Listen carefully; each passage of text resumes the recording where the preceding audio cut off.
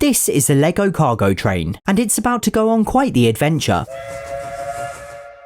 You see, earlier this year, I built a giant Lego railway sprawling around my entire house, plus combined 10 Lego roller coasters into one ginormous one. It was pretty epic.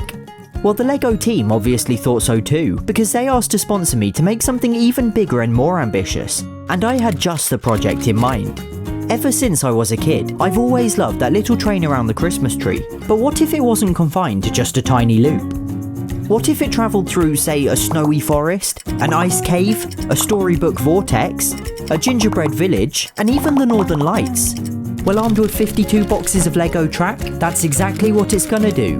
But first, we need to make the train a little more festive. I added some snow and holly to the front, and built a gingerbread themed carriage, as well as an ice themed one. That should do the trick. Now it is a cargo train, so it's gonna have some very important cargo, presents for my cats. I won't tell you what they are yet, but Ralph and Bella are both very excited, so we better get started. The first obstacle will be a giant snow globe, one so large in fact it doesn't fit inside my house. I used a geodesic greenhouse, 3.6 meters in diameter, and this thing was mind-blowingly cool. It looks like some kind of moon base. Inside I want to create a winter village, plus a lake, a waterfall and a forest. I got into a fight with a pond liner, which I used to line a bright pink paddling pool. I then placed this sort of cascade waterfall flowing into it, the centerpiece of the snow globe.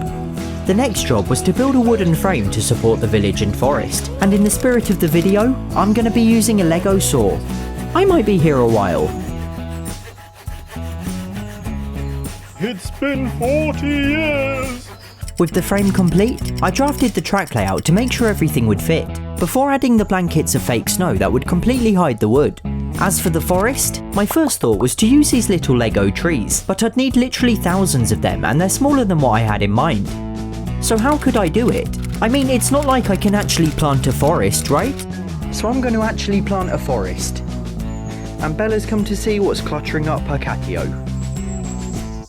In total, I had 76 tiny trees. It looks like everyone I know is going to be getting one as a present this year.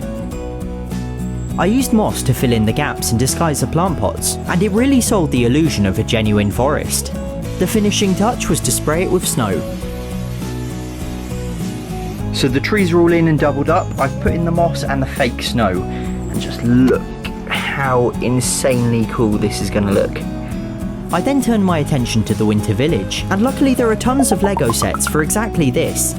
I built a bakery, a toy shop, Santa's workshop, an elf house, a post office, a fire station, a train station, a working carousel, plus this year's newly released Santa's Visit. This set is unbelievably detailed, and you can even put Santa down the chimney.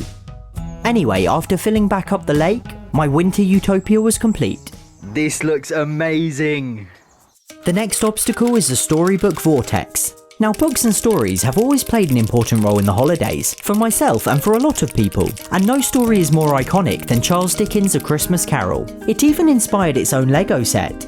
So I want to pay homage to that, and create a scene out of book pages, fairy lights, and carol singing minifigures. First I got 2 large cardboard shipping tubes. Next I lined the insides with book pages, using PVA glue and a falling apart old Dickens book. Well, I think Rolf approves. I joined the tubes together with wooden battens and drilled holes at even intervals to feed through the fairy lights. I then taped them in place, securing the wire flush against the tube. To make the whole thing spin, I'd be using upside down remote control cars, plus a frame to hold everything in position. Okay, so the hope is the remote control car wheels are gonna spin the tube. Is this crazy enough to actually work? Yes! That is terrifying. The last thing was to of course add the train track. Now no winter train ride would be complete without a glimpse at the Northern Lights. I built a simple wooden frame, which would hold an upturned TV displaying the lights, with the train driving underneath. I added an icicle border, as well as felt at the entrance to keep external light out, and then glued on sponges around the edges for cushioning. Finally I positioned the TV itself, plus a blanket over the top to block the gaps between the sponges. Look at the light coming out from there. Let's give you a very quick sneak peek.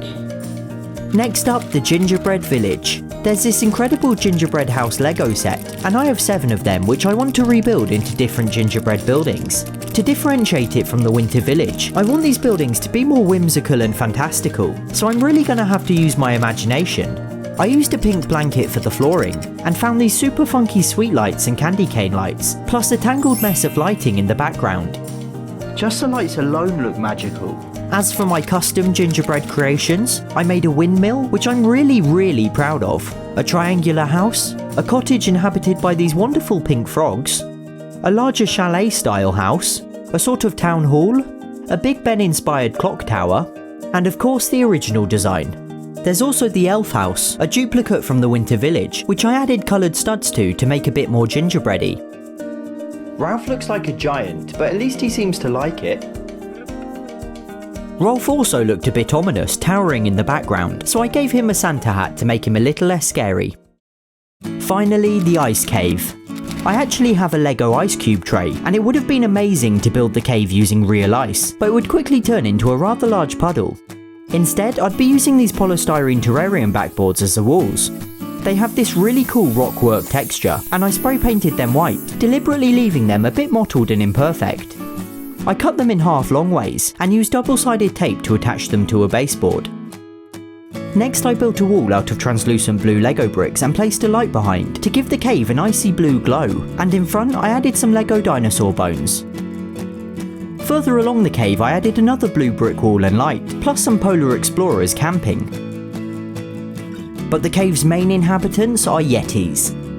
Finally I added the roof panels, and built an entrance using more Lego bricks. So it looks ridiculous from the outside, and oh yeah, it's under my dining table. Inside though, it looks incredible. And with that, everything was complete. After loading the cat's presents into the train, it was time for the journey to begin.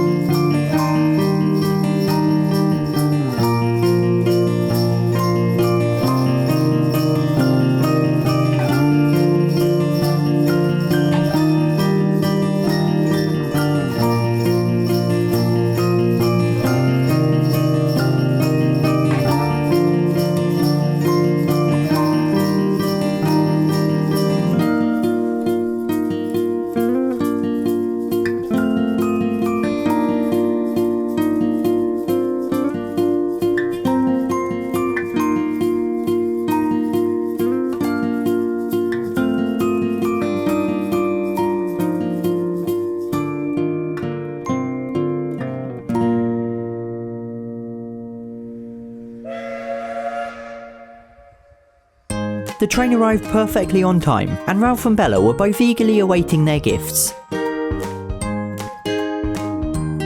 So we've got a red bow tie for Ralph, and a green one for Bella. Sadly, Bella couldn't actually wear the bow tie because of her donut. But Ralph looked incredibly dapper, when it wasn't completely hidden by fluff, that is.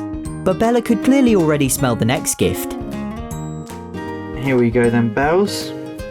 We've got gingerbread catnip toys. And she looked very grumpy. I have no idea why she looks so miserable. I think she had her heart set on a foot spa. Within a few minutes she showed a bit more interest, for all of 2 seconds, and Ralph didn't seem to care much either. After all that, Ralph and Bella were far more interested in the train itself than their presents, but I can't really blame them. I mean, it's a magical train ride through a Lego wonderland. It doesn't get much better than that.